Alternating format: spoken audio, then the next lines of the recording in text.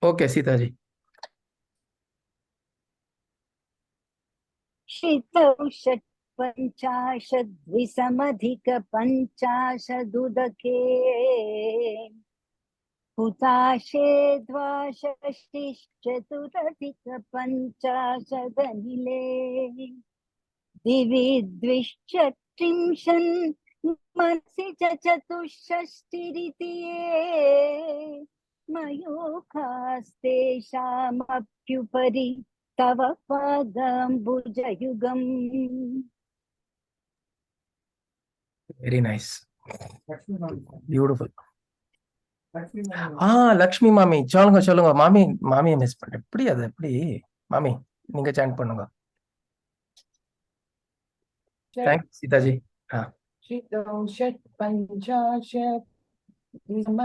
पञ्चाशदुदके हुताशे द्वाषष्टिः चतुरधिकपञ्चाशदनिले दिवि द्विषत्रिंशन् मनसि च चतुष्षष्टिरिति ये मयूगादेशामप्युपरि तव पादाम्बुजयुगम्.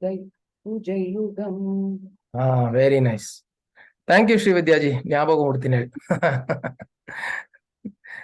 Okay, good. Thanks, Mami. Okay. So, Inga, what Bhagavan Adi Shankara is saying is, he is now explaining in terms of the elements, how Devi's grace are flowing into our body in the form of rays, in the form of different rays. So there is one particular slide that I had put. I will show that slide. Just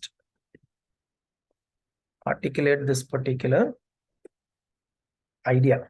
Okay. Are you able to see this particular slide? Mooladhara, Manipuraka, Swadhisthana, Anahata, Vishuddhi, Agnya. So the way Adi Shankara is explaining is, Kshitau Shat Panchashad. Kshitau is in the earth element. Kshitihi means earth. In the earth element, Shat Panchashad, there are 56 rays. Dvisamadhika Panchashad Udake, 52. In the water element, Udake. Then Hutashe Dvashashtihi. In the fire element, 62. Chaturadhika Panchashad, 54 in the Anile, in the air element. Divi is in the space element, Akasha. Dvishat Trimshan, twice of 36, which is 72 rays. Manasicha Chatushashti. Manasi is in the mind, in the element of the mind, which is beyond the space element. Chatushashti, 64. Iti ye. Thus they are there. Mayukhastesham api upari tava padam bujayugam. So your feet is above that. So if you look at the whole from the bottom, Mooladhara. So here you remember in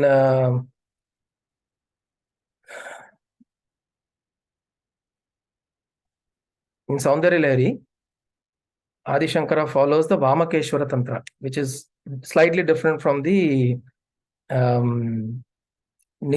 Shat Chakra Nirupana format of identifying Manipuraka and Swadhisthana in a swapped way. They swap both the chakras.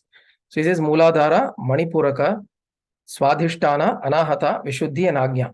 The position of water is recognized as Manipuraka, Swadhisthana is fire. So that way they have swapped these two elements. And so he says, as there are rays at each of these elements. What are these rays?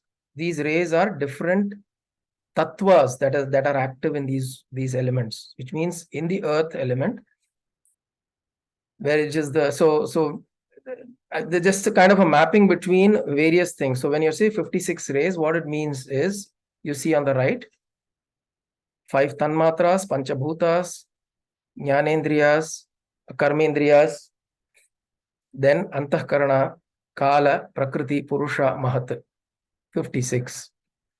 In the same way, in the water element, there are 52. He says panchabhutas, jnanendriyas, karmendriyas, then manas, Shiva Shakti, which is the whole tattva is for Shiva, and the Shakti aspect within us. Put together, it's 52. So each of these, at these levels, you notice as it goes higher, some of these elements become subtler and subtler. Right? And here you see so it goes 56, 52, 62, 54, 72, 64. There are 360 tithis nu solvala numbered. For example, we've got the Nitya Kala Devis. There are 15 Nitya Kala Devis. And each of the Nitya Kala Devis have an aspect within us. And that forms the 360 days of the calendar. And for each of the day, there is a dominant element. And there is a dominant dhatu, which is of the 7 dhatus. According to the Ayurveda, there are 7 dhatus: skin, blood, muscle, fat, bone marrow, and so on and so forth. And then there are the 3 granthis that we are familiar with: the Brahma Granthi, Vishnu Granthi, and the Rudra Granthi. The Brahma Granthi at the Manipuraka, the Vishnu Granthi at the Anahata, and the Rudra Granthi at the Agnya. And so what he is saying is there are tattvas at each of these. So those whole structure is explaining the pranic construct that we have within.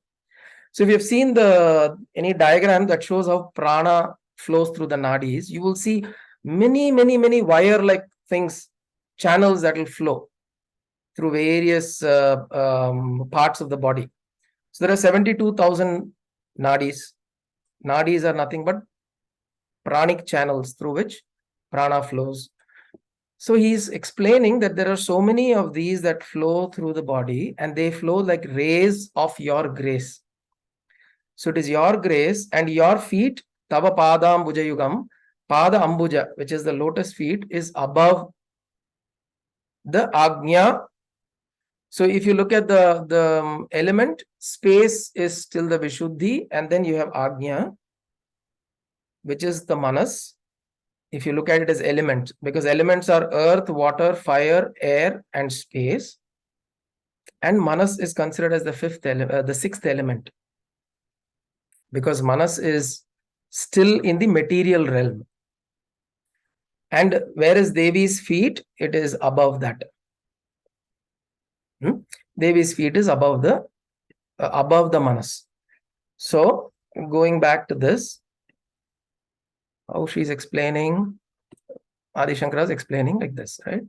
Your pair of lotus feet are even above those rays that are in these forms at all these chakras.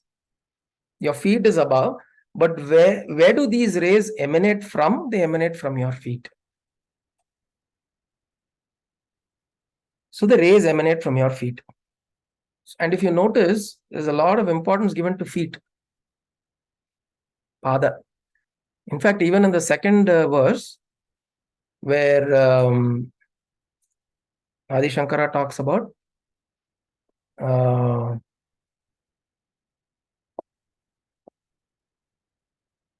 does the second shloka go? Taniyam sampamsum tava charana pankeruha bhavam virinchi sanchinvan virachayati lokana vikalam bhattyenam shaurihi kathamapi sahasrena shirasam harasankshudyenam bhajati bhasito dhulana vidhim. So the second shloka is about the power of the feet.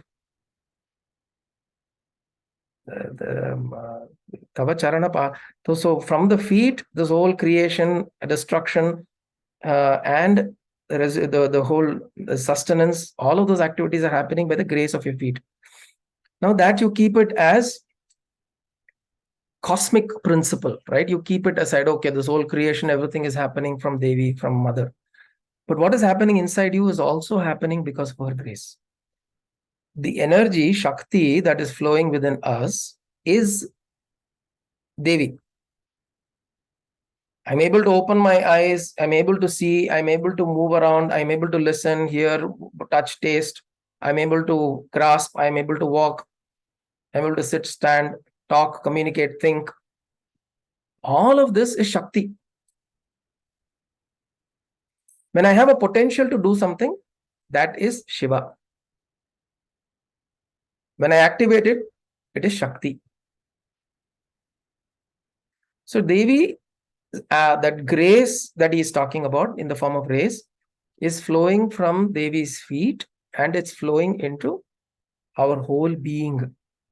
In fact, in Sri Vidya meditation, Sri Vidya forms of meditation, a lot of meditation is taught by imagining Devi's feet on the top of your crown. Even in a lot of schools of spirituality, Guru's feet is imagined here like this on the top of your head. In fact, in the Sri Vidya Parampara, the Guru mantra itself is said like this, with the Mrigi Mudra on the top of the crown.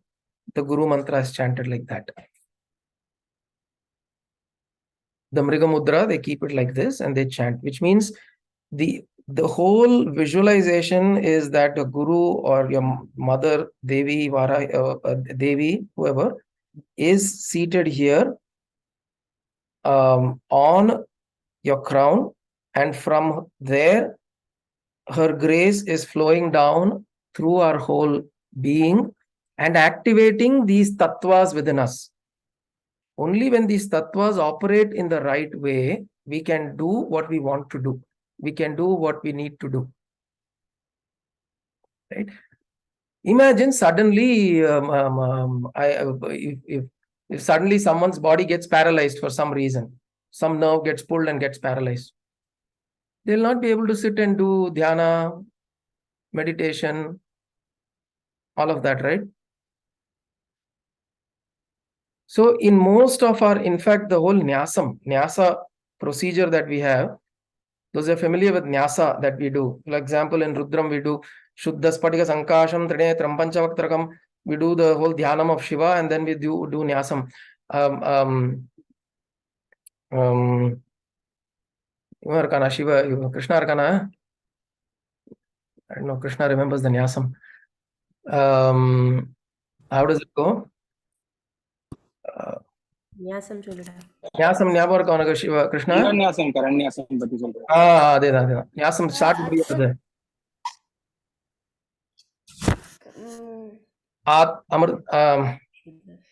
அமிர்தே அமிர்தம் பிரம்மணி சூர்யோ மே சக்ஷுஷ்ருதா சக்ஷுர்ஹதயே ஹிருதயம் மயி அஹம் அமிர்தே அமிர்தம் பிரம்மணி ஸ்ரோத்ரே மே ஞாபகம் இல்லையா? சரி no problem. இப்போதான் கத்துனா recently maybe you forgot. No problem. No, but you recall, right, what I'm talking? ஞாபகம் இருக்கா? இல்லை ஞாபகம். But you recall what I'm saying, right, Krishna? Yeah, I Brahmani. So nyasam is this whole process where you actually visualize in each of the parts those deities or those forms and those tattvas, and you activate those particular chakras within you. Activate those tattvas within you. And that is important. And that is the way in which you visualize Mother's grace flowing through you. So this particular shloka is a visualization again. It's a visualization. See, Adi Shankara, in the way he has written each of these shlokas, is his experience. He's narrated his experience in poetic form. At the same time, he's also given us visualizations so that we apply, we think of this. Yad bhavam tad bhavati. You think of it this way, you truly will be replenished with Mother's grace. In fact, it is said இப்பெல்லாம் நம்ம வந்து ஷவருக்கு கீழே நிக்கிறோம். When we take shower, we go and stand underneath the shower. So always you imagine Mother's grace flowing through that shower water. It is these rays. Think of these rays. Kshitoshat panchashad dvisamadhika panchashudadake utashe dvashashtihi chaturadhika panchashadinile. So you chant this and you stand there and you imagine that her grace is completely filling us. Of course, it's flowing outside, but visualize it's flowing in the inside and activating all the tattvas within me so that I divinize myself.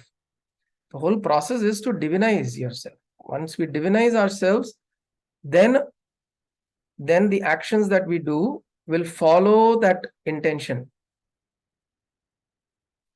See, அந்த காலத்திலேயே we've been taught that குளிச்சிட்டு வந்தா after you take shower you have to be muddy. What does muddy mean? Muddy means that you are essentially, you have purified yourself by the process of taking snanam.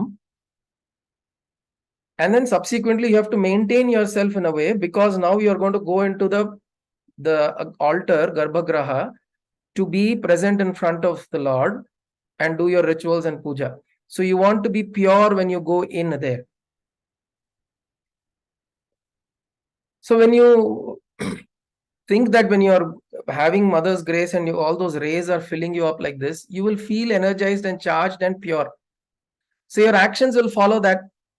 You'll always feel muddy.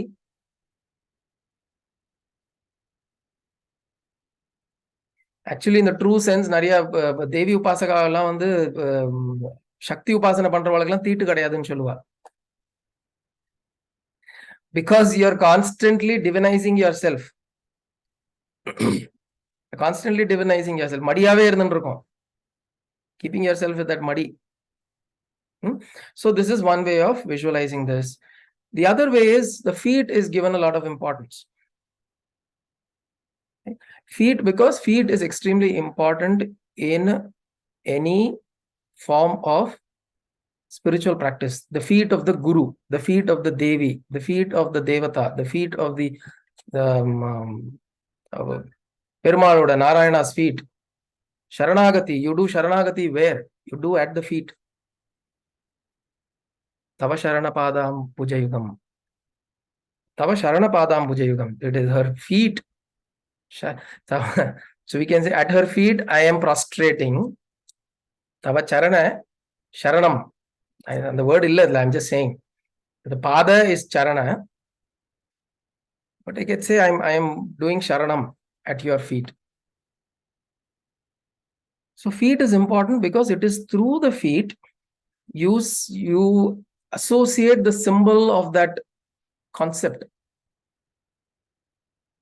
It is at the feet. When you look down at somebody's feet, it is already in an intention of obeisance, reverence. You're offering your natmastak honan chalwata. Hindi there is a term called natmastak, which means your mastak is falling at the feet of the other individual. So when you do that, which means whatever you carry as yourself, where is your identity? Where is our identity residing today? It is residing in my head. Because when I go to sleep, there is no identity. Right? Whether I sleep or the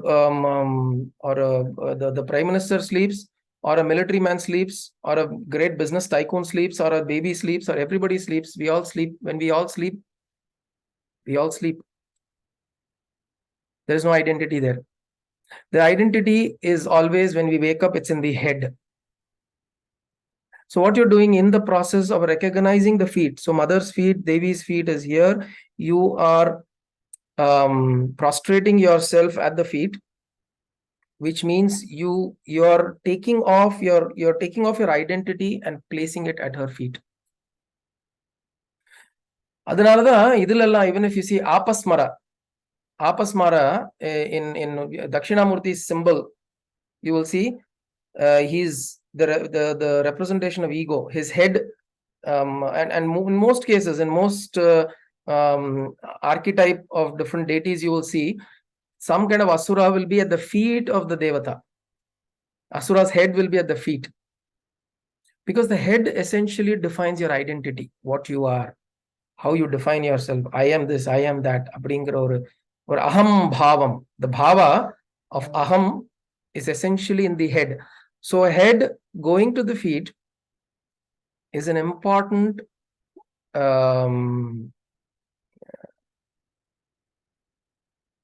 it's a very important gesture. It is an extremely important gesture. And generally in Indian culture, it's very beautiful, right? In Bharata culture, we always do like this. When we see somebody, we join our hands, we do namaste, and we bow down like this. Bowing down is essentially I am loosening my identity. I'm dropping my identity, and I am opening my heart to you. I'm opening up my heart to you, and I'm dropping my identity. So here, that is what she is saying. Here, your head, your feet are above my head. So either you think that you are sitting and her feet is like this, or you think she is standing and you are lying under her, you're prostrating at her feet. Whichever way we can imagine. So this is the shloka where Shankara is bringing us to visualize mother's grace flows from her feet. And again, if you want to visualize this mother's grace in any individual in your life, that will also be fine. For example, if you meet Mahan Pakaram, you see a sannyasi or you see some gurus or whatever, you can visualize the same thing. It's the same effect. The effect is the same. Extremely important to visualize. Extremely important to visualize. Because the moment you visualize, your bhavam sets in like that. So, Kshito Shat Panchashad Dvisamadhika Panchashad Udake Hutashe Dvashashtihi Chaturadhika Panchashad Anile Divi Dvishat Trimshan Manasi Chatushashtiritiye Mayukhastesham Api Uparitava Padam Pujayugam. Above that is your feet, O mother. Okay. So we'll pause here and then we'll pick up the next shloka.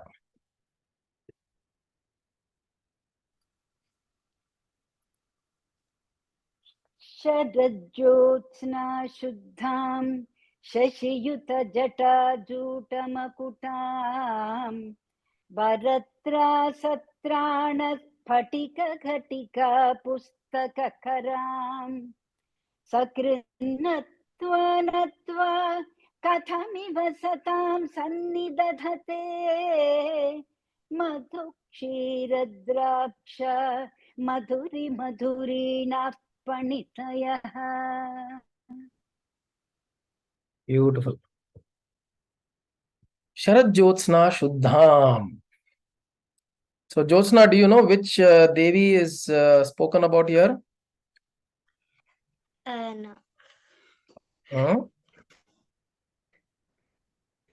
Sharad Jyotsna Shuddham Shashi Yuta Jata Juta Makutam. So let me describe this to you and you tell me. Okay. She is pure white in color. She is having a crystal bead in one hand and a book in other hand. And here it is not described, but she also has a veena. Saraswati. Saraswati. Correct. So it's Saraswati who's described here. And it is what the shloka says is that even once if someone who bows down to you will be blessed with a lot of eloquence, a lot of ability to speak sweetly. She said, charged with sweetness of honey, milk and grape, which means his speech, panitayah, becomes madhukshira draksha madhuri madhurina panitayah. It becomes so sweet. it becomes very sweet that people want to listen to this person. I know, we know many people, right? I'll say the moment they open their mouth, we want to run away.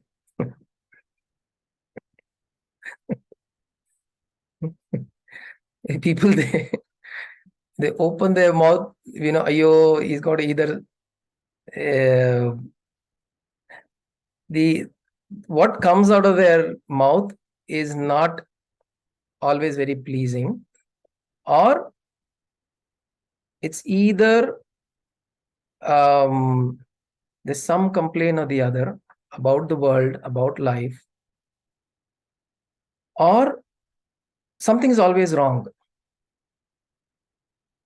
Right? So we don't want such extreme people, and we don't want extremes also saying that everything is so beautiful. I remember in one of the series, I don't know which one this is, there is this one character who's so excited about everything that the people around him, they find him so irritating, because everything this person starts exaggerating, over exaggerating. Oh, this is so beautiful. Oh, this is so beautiful.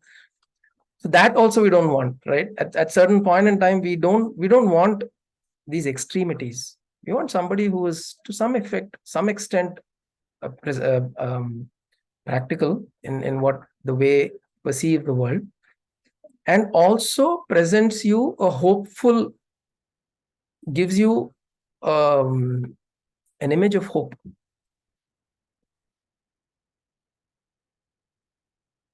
And this is very important. And such people, when they speak, we want to listen to them. A lot of times you will notice that people would have told you that, just by talking to you, I'm feeling much better. See, all of you have been in spiritual sadhana for a long time. You would have come across people where they would have told you this. Just by speaking, you wouldn't have given them any advice. You would have probably listened to them and you would have spoken a few things. But they will feel that, speaking to you has given them some peace, some solace, some clarity of thought. And likewise, you would also encounter such people in your lives. And this, Bhagavan Shankara says, this is the grace of Mother Saraswati. Vani Devi. So she is the presiding deity of Vak, presiding deity of what we speak. And what we speak comes from what we think. So she also governs that, our intention. See, speech is not Japo Jalpa Shilpam. So there's a shloka in 27th or so. Japo Jalpa Shilpam Sakalamapi Mudra Virachana. So Jalpam means to Valarudunu Shilva. I don't know what is the right word for banter. Banter is the right word.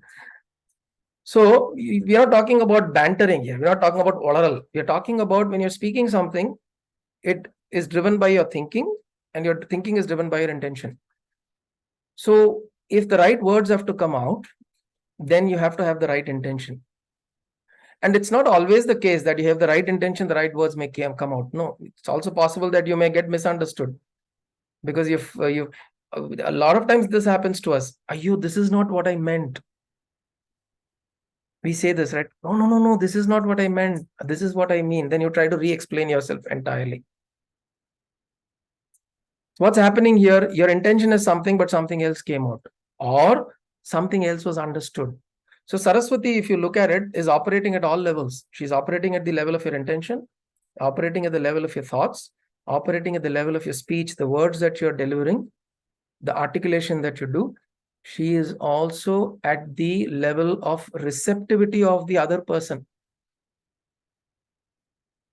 We've seen relationships completely break just because two people misunderstood what they said, or what they didn't say. In fact, it's also said that actions speak louder than words. So what it means is that even through action, you're communicating. These days, even through emails, you can communicate. When you write an email with bold uppercase, bold red color, you know somebody shouting at you. வாட்ஸ்அப்ல கூட வந்து bolt எல்லாம் Bold uppercase and red colour a red color. Can you please stop doing this? I don't know. All of that. You can actually visualize that person shouting, angrily shouting. So communication happens at so many various levels, right? So what is Saraswati, Vagdevi or Vani? What she governs is all forms of communication. All forms of communication. And what he is saying here is, if you bow down to Devi, Saraswati, if you tune in with her, then all forms of communication within you, she will guide you and she will ease it out for you. There are 4 levels of speech or sound. It's there in Lalita Sahasranama. Para pratyakchiti rupa pashyanti paradevata madhyama vaikhari rupa bhakta manasahamsika. Para pratyakchiti rupa madhyama pashyanti paradevata. So para pashyanti madhyama vaikhari rupa. Madhyama and vaikhari. There are 4. Para pashyanti madhyama vaikhari. 4 levels of speech are there. All of these are governed by Saraswati. Nada, sound, governed by Devi Saraswati. That is why she is one of the most profound and the most eloquent or the most elegant or the most, in fact, she is one of the most profound of Devis.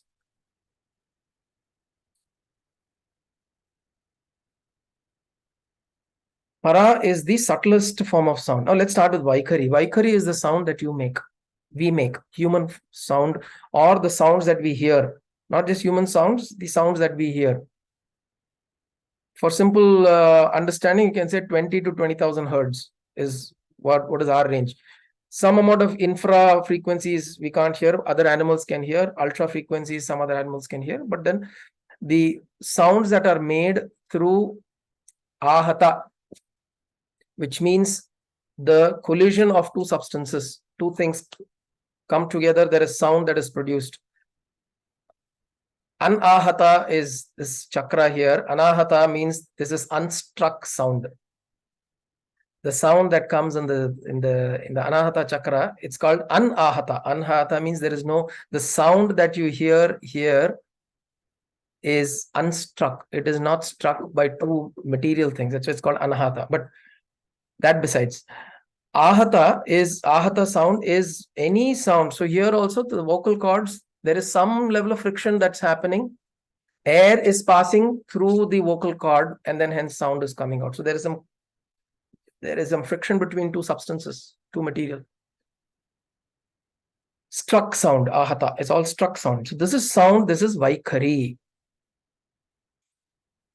Vaikhari sound. Madhyama is the next level of subtlety. Madhyama is when you think. Sound that appears in the form of thoughts. See, remember, sound does not mean what your ears can hear. Sound is vibration. Sound is movement. Sound is vibration. So when there are thoughts, there's vibration, mental vibrations. So that is the next level of sound, subtler form of sound, which is madhyama. Because when you think, you are actually emanating some kind of sound. See, you would have noticed when 2 people, like I've seen this with my parents a lot. In younger years, I will see my parents suddenly, for some reason, each one of them will come from their offices, but they will end up buying the same vegetables or some things for the house that day. And when you look at them and you ask, I thought I'll buy this today. And then my father will say, I thought I'll buy this today. My mother will also say, I'll buy this today. I say, like, how did this happen? Because somewhere they're connecting. They're communicating without knowing. My mother is having a thought. frequency-ல இருக்க Huh? Resonant frequency. Correct. They resonate at a certain frequency. So my mother would have thought of this. Somehow my father would have caught upon that without knowing, and he also would have had the same thought, and then he would have purchased it. So this happens at the Madhyama level. And we are not aware of it, it happens. There are people who do enough sadhana, attain siddhis, ashtama siddhis, and they understand the way this works, and they're able to project their mind into somebody else's mind and make them do things. This is also something that's possible. You can also give instructive signals to some people. Right? This best example, Dakshinamurthy சுவாமி நினைச்சவங்க இந்த மாதிரி நீங்க சொல்றது அவர் சொல்றது அந்த மாதிரி தானே. தட்சிணாமூர்த்தி வந்து நீங்க சொல்ற கரெக்ட். தட்சிணாமூர்த்தி இது வந்து it's the next level. So அதை நான் சொல்றேன். இது வந்து மத்தியமா. மத்தியமா இது. Next level is Pashyanti. That is where the realm of Dakshinamurti communication that will come. Because that is not the mind communicating. That is a subtler form of communication which is happening above the mind. Mind is still in the realm of thoughts, material. Pashyanti is the third level where this communication is happening in a much more subtler way, and it doesn't require your mind to be operating also. You may process it with your mind.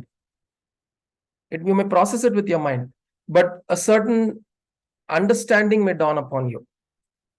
A certain recognition may dawn upon you. The way you see certain things may be influenced by this. Pashyanti. Why Pashyanti is important is because rishis were all operating at the level of Pashyanti. The rishis who received the Vedas, the Upanishad, all the Vedic, the corpus that was received, it is revealed texts in Cholrala. These are all revealed texts. Apaurusheya. This was at the level of Pashyanti. Because they didn't hear, they saw. Pashya in Sanskritam, Pashyati means to see. Pashyanti is the plural of Pashyati. It's saying that you are actually seeing. So they saw.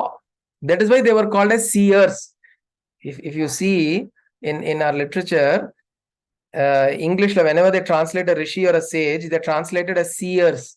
The seers of Vedas, the seers of scriptural injunction. They're seers because they saw. What did they see? They saw sound. It's a subtler form of sound they saw. Which means they received these vibrations at a much subtler level within themselves. And they were able to perceive. Now here, you have to move away from seeing to perceiving. See, the perceived. Now, you don't need an organ for perception. You don't need an organ for perception. I mean, you don't need these organs for perception. Perception can happen at very different levels. When you look at somebody going through pain, and when you perceive pain, how do you perceive it? What indriya are you using? Are you using your jnanendriyas, your eyes, ears? You're seeing. Seeing is fine. You're seeing the sight. But the perception of pain, how does it happen? Without seeing, we can imagine also, like, right? Correct. Imagination is there. I'm saying the experience of pain, when it is transmitted over to you, it is happening as a perception. The transmission happens as a perception.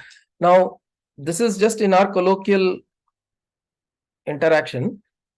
But when you vibrate at a much higher frequency or a subtler frequency, we can hear sounds in the universe. Hear means not with this ear. You will be able to perceive sounds in the universe. And that is what has been revealed as the Vedas. Or any of these religions that talk about revealed knowledge, revealed understanding, revealed, they just came to them. This is all through the ability of Pashyanti, the association with Pashyanti level of sound. And then you have para. Para is the subtlest form of sound. And it's also called as Nada Brahma. Nada Brahma is the Brahman. There is one is called as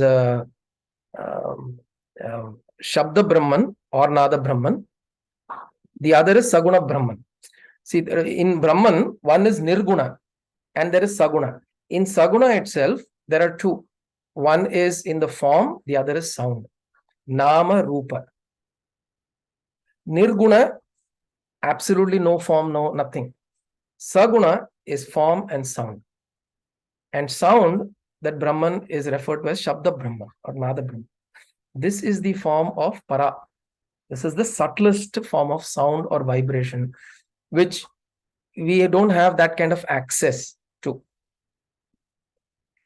So, Devi Saraswati is sound in all these forms.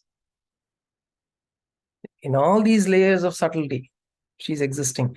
And she will, and this is how a lot of people, in fact, Guru Paramahansa Yogananda would say, he would play the sitar. No, not the sitar, the harmonium. He would play the harmonium, and people would ask, Gurudev, where did you learn it? There are some very beautiful compositions of his bhajans he's composed, Paramahamsa Yogananda. Look up on YouTube if you can. There's Doors of My Heart. There are some very beautiful bhajans of his. So his disciples asked, Gurudev, where did you learn to play the harmonium? He said, who taught you? The disciples asked, who taught you? Then he'll say, who taught the first person who created the harmonium? The first person who created the harmonium, who taught him harmonium? He received it from somewhere, which means that knowledge is available somewhere. You just have to know the method to tap into it. So right now, even for us right now, all the knowledge that are there in the scriptures, the knowledge that has been revealed to Adi Shankara, to Ramanuja, to Madhvacharya, to Raghavendra, to every blessed, to Christ, to everybody, the knowledge that has been revealed, it's available right now. What we are constantly looking for are methods to tap into that. So Saraswati allows you. So he's saying, Sharad Jyotsna Shubdham Shashiyuta Jatajuta Makutam. So she is sitting there beautifully with this Sharad Jyotsna, the moon of the Sharadiya month, Sharadiya Ritu, the moon, she is sitting there, Jatajuta Makutam. So she is she's got the moon itself is like a crown on her hair. Varatrasatrana Sphatika Ghatika Pustaka Karam. I'm sorry, I know we are extending. Just give me a few minutes. We'll close it. Because I just got a little sworn away by the Para Pashyanti Madhyama Vaikhari. இதெல்லாம் வந்து very very deep concept where we cannot find anywhere. நீங்க சொல்லிட்டு வந்து it's a very deep concept. It makes us think a lot of things like how the listening originated or how the ரிஷிகள்லாம் வந்து வேதம் எப்படி கேட்டா அப்படிங்கறத வந்து we are able to slowly try to think about it. Correct. So it gives a perspective of how these were made available to the ones who are able to reach those levels of consciousness. So Varatrasatrana Sphatika Ghatika Pustaka Karam. So she's got Pustaka in one hand, Sphatika Ghatika, which means crystal beads on the other hand, and she's giving Vara Abhaya Mudra. So Vara is one mudra, Abhaya is Trasatrana. Trasatrana is protection from fear. That is Abhaya. So Vara Abhaya Mudra she's got on two hands, and on other two hands she's got a Sphatika Ghatika and a Pustaka. Sakrinatvanatva Sakrit na Tvanatva, which means having bowed down to you once also, how is it that people, so even if I bow down to you even once, how is it possible that I do not get this ability to understand all of this? Having bowed down to you even once, I'll be able to. And if you grace me, O Mother, with your blessings, I will be able to receive all of this understanding. Very important to note that even to understand, avan arulal, avan tal vanangi, which means to be able to prostrate. We need his arul. To be able to even prostrate down to you, O Mother, I need your grace. So we should not take it lightly that we are getting such knowledge and understanding and receiving this is Kathamakrita punya prabhavati. What kind of punya we have done is we need to keep remembering. And why is that important? Only then when we remember that what punya have I done to receive this understanding, or being able to even understand, appreciate, feel joy, spend that time, that punya shows that whatever we have done, something we have done in the past, it allows us in this path. We have to make it our priority. We have to make it our sole aim to understand and be on this path. We have to make it our sankalpa, because everything else will keep distracting us. We make it our sankalpa, then where will Mother Saraswati go? She will have to bless us. She will have to give us this understanding. And when understanding flows, it will flow incessantly. The moment we open ourselves to this, it will just flow. It will flow. If those who have come to the Kedar Badri Yatra, you would have seen how Mother Saraswati flows there in Mana village. How she flows. Nobody knows what the source is. That is the truth of Saraswati. The truth of Saraswati is nobody will know what the source is. How can you source any knowledge that you have gained? How can you source it back to a single source? You can't. It comes from wherever. And when it comes, it will flow like a torrent. Right? You remember the sound of that waves of Saraswati river that is flowing there. It is like amazing. Just meditative, right? So that whole flow, when Mother Saraswati gives, it's phenomenal. Right? So with that, we'll pray to her, and we'll close today's. Akashic records, yes, correct, Shiva. So these are all the Vedic. What they say is all of this this knowledge is stored as Akashic records. Like, for example, Akashic records is a term that's used in recent times. To Akasha is that subtle ether, we term it as ether. Akasha has an intelligence of its own, and it has an ability to store information. So all that creativity, all that knowledge, all that we gain, and it gets stored somewhere. We just have to have the ability on it. Correct. Prapanchathila irukkiradhu. So these are all that. So Swami Shivananda's name is Swami Shivananda Saraswati. So today, his Jayanti, we'll just think of him and then we'll close the. All great men like Paramahamsa kuda Hamsa like. That is, I was about to talk about this whole Hamsa idea, but then it'll take another 30 minutes, so I didn't want to. Saraswati and Hamsa is very related. Hamsa is related to breath. Breath is related to mind and understanding. All of that is very beautiful connections there. So the whole Saraswati idea is very profound. So maybe Mother will give another opportunity to talk about. There is another shloka probably. So Soham meditation also comes from there. Hamsa Soham Hamsa, correct. So we'll possibly see and get an opportunity to go through that. Deep space. They said that they recently recorded that deep space has got a sound. Correct. Hum sound, correct. we have been restricting ourselves sound. We need the air medium to listen, physical sound. But these sounds again, they are not by some way, but Correct. Those don't require medium. Absolutely. different. It's a different layer altogether. That sound, Ama. and they have to use a lot of other Instruments to be able to record it. Ama. to decipher that and get into the sound mode. Absolutely. அதுக்கு வந்து அதெல்லாம் தான் நம்ம ரிஷிகள்லாம் வந்து they probably had everything. Ama. They had access. See, Varahamihira is the father of astrology. Aryabhatta. These are people. The way as how did Varahamihira draw up astrology? He was not able to see the planets and the distant stars, but he wouldn't. I mean, he didn't have instruments to see it, but he had an ability to perceive them. He had an ability to perceive them. So that perception becomes more important. So which is why in our whole process of sadhana, we are trying to improve our perception.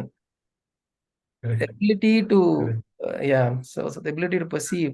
Because all our indriyas, our panchendriyas and jnanendriyas, they are very limited. Very limited. They are very limited. Whatever knowledge we try to gain through them are limited, but only, as you rightly said, Guruji, the perception, the realization also comes through perception only. Absolutely. Perceptive power of our brain has to be developed. Correct. Yeah. Absolutely. Very true. Which is why I keep reiterating on perception, because understanding is essentially perception, right? How do you perceive something? The difference between as a sadhaka and a sadhya, somebody who's established and accomplished, the difference between us and them is just the ability to perceive the same thing as truth. We perceive it with all our all our fabrications, the layers and all of that, but they perceive it the way it is, right? So it's absolutely right, Mama, as you said, it's all about it's good that we go to these holy people. Perivaarla nama adikadi poi darshanam pandradhu kaaraname, you get that kind of a sound or the perception from them. correct. At the same time, they are able to see the minds. Ama. அதனால அந்த தர்ஷனான்னு சொல்றா. So you perceive. So, very beautiful. Shiva, vibrations of deep space is found to be same as Om at quantum level. Correct. That sound they recorded as Om in deep space. True. Beautiful. Om Kayena vacha manasendriyerva buddhyatmana va prakrite swabhavat karomi yatyat sakalam parasmai narayanaayeti samarpayami sadashivayeti samarpayami jagadambikayeti samarpayami sadgurunathayeti samarpayami hari om tat sadgurubhyo namah. Hari om. Om Hrim Shivananda Hamsaya Vidmahe Paramhamsaya Dhimahi Tanno Hamsa Prachodayat. Om Hrim Shivananda Hamsaya Vidmahe Paramhamsaya Dhimahi Tanno Hamsa Prachodayat. Om Hrim Shivananda Hamsaya Vidmahe Paramhamsaya Dhimahi Tanno Hamsa Prachodayat.